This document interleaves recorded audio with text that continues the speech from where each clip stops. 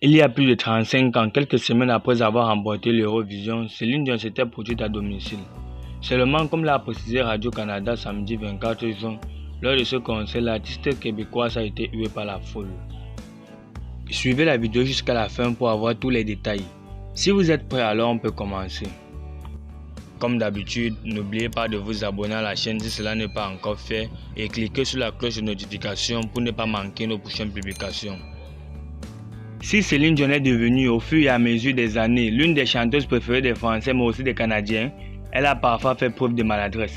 L'une d'entre elles s'est faite le jour de la fête de la Saint-Jean, une célébration également désignée comme étant la fête nationale des Canadiens français.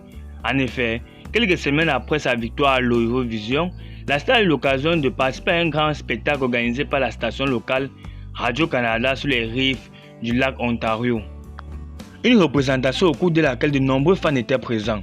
Il n'y a jamais eu autant de monde au spectacle de la Saint-Jean à Toronto. C'est rappelé Gabriel Dubé auprès de Radio-Canada le 24 juin dernier. Mais lors de son passage, celle qui vend sa villa de Las Vegas a chanté ses titres en anglais. Un choix qui n'a pas plu au public francophone. On a reçu une artiste francophone qui a chanté des titres en anglais. Et ça n'a pas été très bien reçu par plusieurs spectateurs. C'est souvenu le journaliste culturel Claude Deschênes. Elle a été huée ce soir-là. Une Saint-Jean avec des chansons en anglais à Toronto, voyons donc. Un moment marquant dans sa carrière. Si Céline Dion a créé l'indignation ce soir-là, tout porte à croire que ce moment était l'un des points culminants de sa carrière. C'est du moins ce qu'a rassuré le journaliste Claude Deschênes. Ce spectacle de la Saint-Jean est, pour moi j'ai l'impression que c'est ce qui a lancé sa carrière en anglais.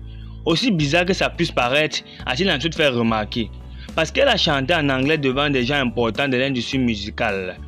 Et de poursuivre, catégorique, c'est le moment de voir sur scène à quoi ressemblait cette jeune fille québécoise et de voir comment elle se débrouille avec du matériel anglophone. Un pari risqué pour la mère de famille, mais qui a visiblement porté ses fruits.